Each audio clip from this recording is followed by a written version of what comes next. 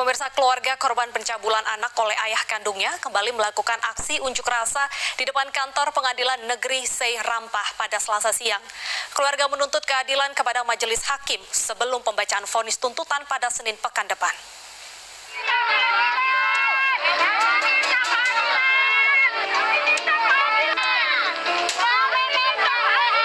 Korban berinisial JW yang masih berusia 6 tahun kali ini turut serta melakukan aksi unjuk rasa dengan membentangkan poster bersama ibu dan kerabatnya.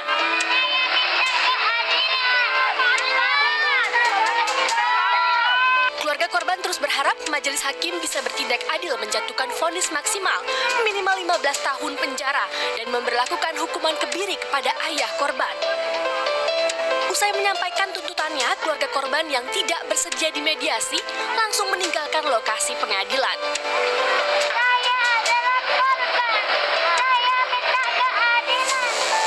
Sejak Januari tahun 2019 yang lalu, ibu dan nenek korban sudah melaporkan kasus ini ke Mapolres Serdang Bedagai. Dan pekan depan kasus ini akan masuk ke tahap pembacaan putusan atau vonis. JW dicabuli oleh ayah kandungnya sendiri yang bernama Johan sejak usia 2 tahun. Perbuatan tercela ini dilakukan pelaku selama 2 tahun lamanya. Selain mencabuli putrinya, pelaku juga mengancam korban untuk tidak melapor kepada ibunya. Dari Serdang Bedagai, Sumatera Utara, Wahyu Standi, iNews melaporkan. Ya, pemirsa, aksi ini memang cukup tercela yang dilakukan oleh ayah kepada anaknya dan nanti pekan depan akan memasuki sidang tuntutan. Kita berharap ada vonis yang adil untuk keluarga korban. Betul sekali, kita akan berbincang pemirsa dengan ibu korban yang saat ini sudah bergabung bersama kami di iNews Siang. Selamat siang, Ibu. Selamat siang, Pak. Baik, Ibu, bagaimana saat ini kondisi anak Ibu? Apakah sudah sehat, Ibu? Kondisinya sekarang masih dalam konseling. Lalu bagaimana jalannya konseling Ibu? Siapa yang mendampingi Ibu dan juga keluarga Ibu?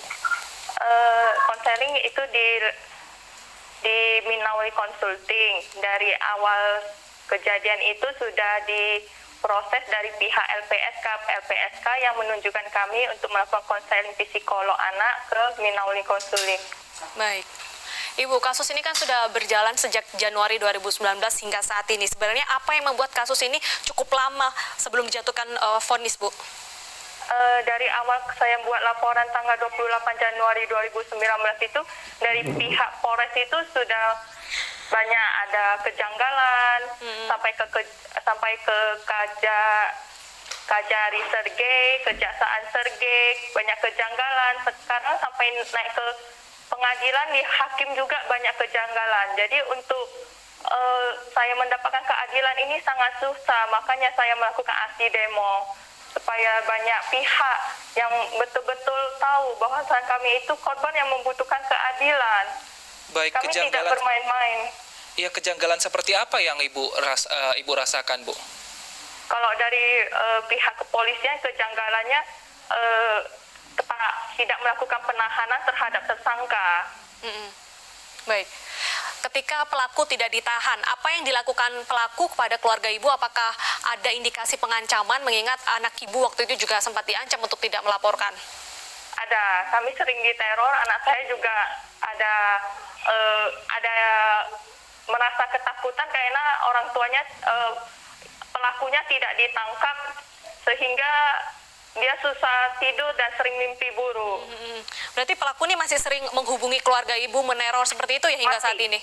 Masih. Oke, apakah Anda tidak melaporkan, Bu? Karena dari orang-orang suruhannya tidak langsung meneror secara langsung. Baik, terornya ini seperti apa, Bu? Apakah melalui sambungan telepon atau mungkin langsung datang ke rumah Ibu? Langsung datang juga ada, dan melalui sambungan telepon juga ada. Apa yang mereka sampaikan, Bu, saat meneror itu, Bu?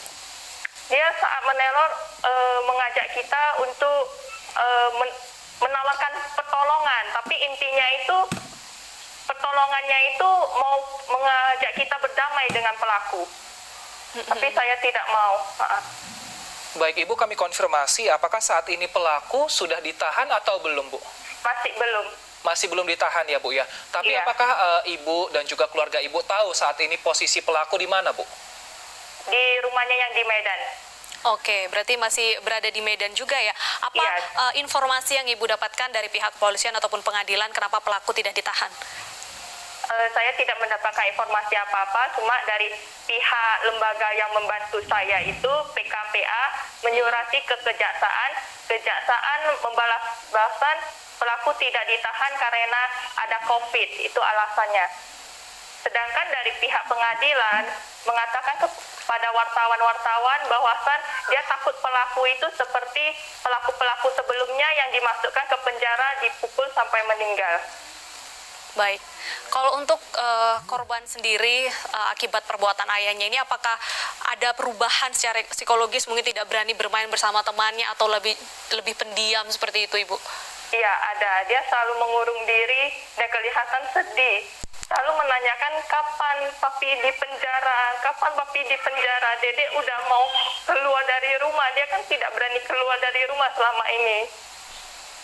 Bagaimana cara Ibu menyembuhkan traumatik kepada anak Bu, apalagi masih cukup kecil usianya?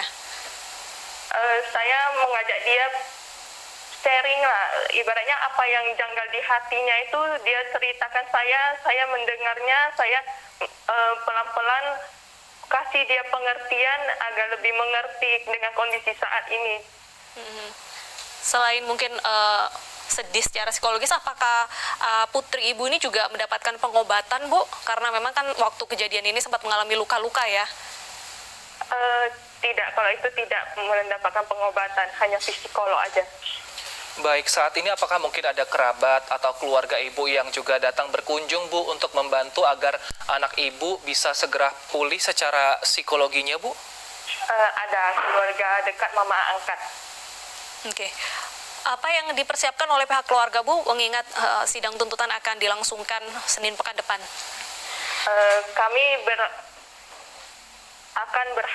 berharap akan mendapatkan keadilan, maka kami melakukan aksi demo besar-besaran ini. Kenapa kami melakukan aksi demo ini? Karena ada kejanggalan dalam kejaksaan.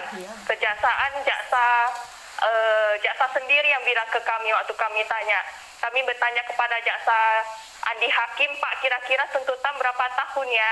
Dijawab, Pak Andi Hakim 12 tahun. Kalau di bawah 12 tahun berarti saya bermain. Ternyata tuntutannya 9 tahun. Berarti kan dia bermain dong. Jadi kami takut tidak mendapatkan keadilan. Makanya keluarga saya itu semua semalam kami rame-rame ke sana untuk demo kepada hakim dan jaksa agar kami diberikan keadilan seadil-adilnya.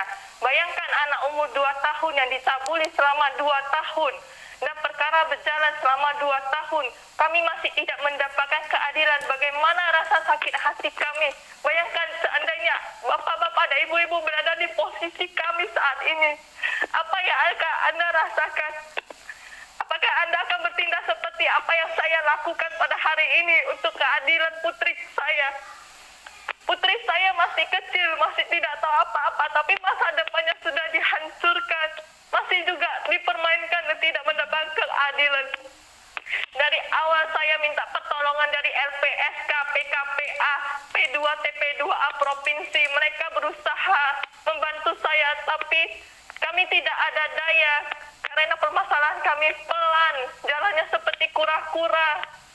Tidak ada keadilan yang ditunjukkan kepada kami. Tidak ada kami mendapatkan rasa kepercayaan dari orang-orang yang berkuasa di hukum, karena mereka melihat kami tidak punya uang, jadi kami dicuekin, yang membuat saya sakit hati ketika saya datang ke pengadilan menanyakan kasus apakah anak saya sudah tahu kapan dipersidangkan. Jawaban mereka, Bu, kasus ini sudah saya lihat, tapi saya tidak tahu kapan dipersidangkan.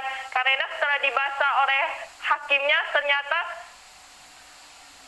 tahanannya tidak ditahan. Jadi mereka anggap ini sebagai kasus yang biasa. Bayangkan kasus pencabulan dianggap oleh Pengadilan Negeri Serampa sebagai kasus biasa.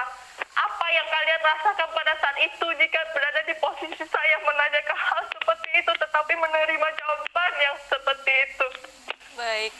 Baik, Ibu, tapi kan ini bagaimana sebenarnya sifat ayahnya ini, Bu, selama Ibu menikah dengan suami Ibu? Apakah memang perlakuannya memang menyimpang atau keras kepada Ibu dan juga anak Ibu, atau seperti apa Ibu selama ini sebenarnya? Iya, selama ini saya di KADRT selama bertahun-tahun saya diam menutupi. Saya tidak membicarakan kejelekan suami saya, aib suami saya kepada orang lain. Dia memiliki kelainan sering nonton video porno. Dari jam 10 malam tutup toko sampai pagi jam 3, jam 4 subuh. Baik, memang sudah ada indikasi penyimpangan yang dilakukan Iya. oleh suami Ibu selama menikah ya dalam kurun Iya. waktu tertentu. Ibu, kami berharap semoga kasus ini bisa segera berakhir dan memang keadilan ditegakkan. Tetap kuat Iya. Ibu, untuk keluarga korban juga tetap kuat selalu. Terima kasih Ibu sudah bergabung. Ya, saya mau memohon kepada Komisi